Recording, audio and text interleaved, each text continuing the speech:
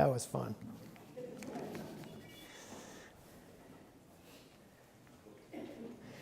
It is my honor to hatch, match, and dispatch. That's the job description for a parish priest. We lead Sunday morning worship, we make pastoral visits, we administer the life of a congregation. A big part, though, of what we do is hatch, match, and dispatch. Baptisms, weddings, and funerals.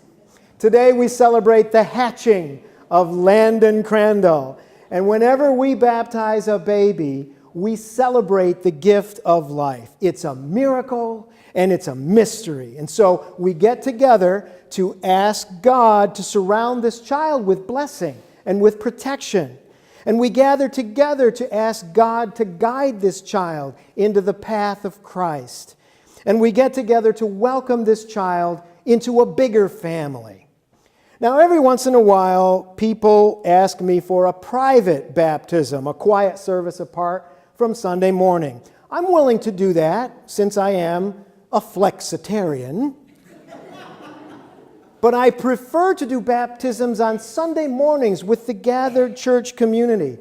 The baptizee is going to need all the help he or she can get.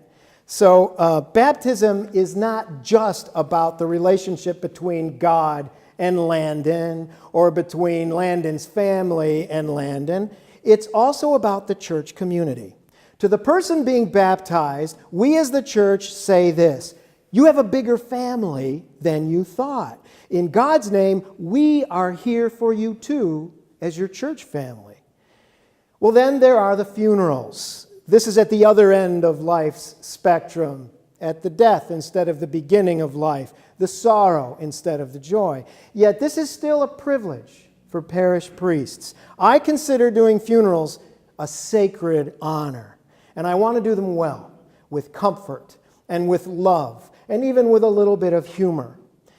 If we don't feel better after a funeral service than we did before it began, then the funeral was not done well. A funeral is not only for sorrow, it is also a celebration of a human life that we're mourning, and it's a celebration of the resurrection of Christ and our rising with Him. And then there are the weddings. Now, some weddings are not easy for me to get enthusiastic about. Sometimes I do weddings for people who have no connection to church, and they're not interested in God. They're not interested in the religious dimensions of the wedding or of marriage.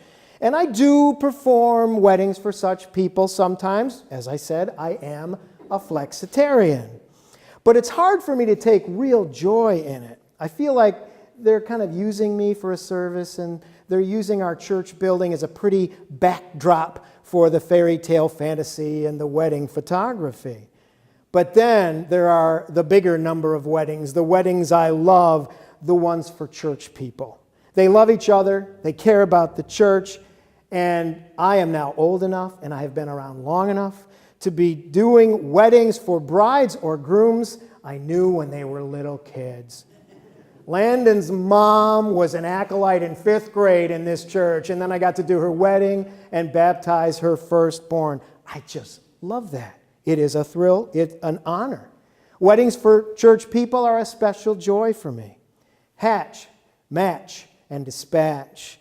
Baptisms, weddings, and funerals. It's part of the joy of being a parish priest, and it's part of the joy of being a parish community. We do it together.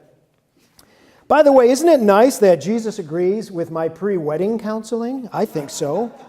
Now, I never had a seminary class in wedding preparation. They never told us how to help couples get ready for weddings and for marriage. My pre-wedding experience is pretty much based on my experience as a married guy. And so I usually say something like this to the couple.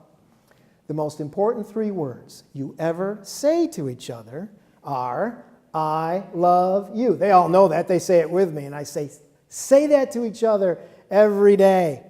But almost as important are 3 other words. I am sorry. And then I forgive you. If you cannot say those words to each other, and be sincere about those words to each other, your relationship is probably not going to make it. Now, I am living proof of this. We just celebrated our 38th wedding anniversary, and in 38 years of marriage, I have apologized to Paula 5,928 times. That's 5,928. That's 3 times a week. That average seems about right. My wife confirmed this total for me. And still, she puts up with me because the woman knows how to forgive.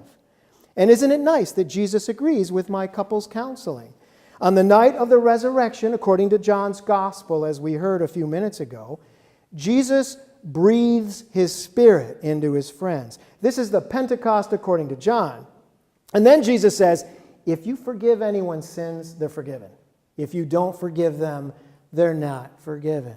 Well, that's true in marriage. That's true in every good relationship, and that's true for every baptized Christian. The most important words, the most important 3 words we ever say are, I love you, and then I am sorry, and I forgive you. You and I are part of a community of Jesus followers. We hatch, we match, and we dispatch. We are a community of reconciliation where forgiveness is the air we breathe. We are a community of compassion where love is the air we breathe. It all comes from the Spirit of Christ, and that is the breath of Jesus. Amen.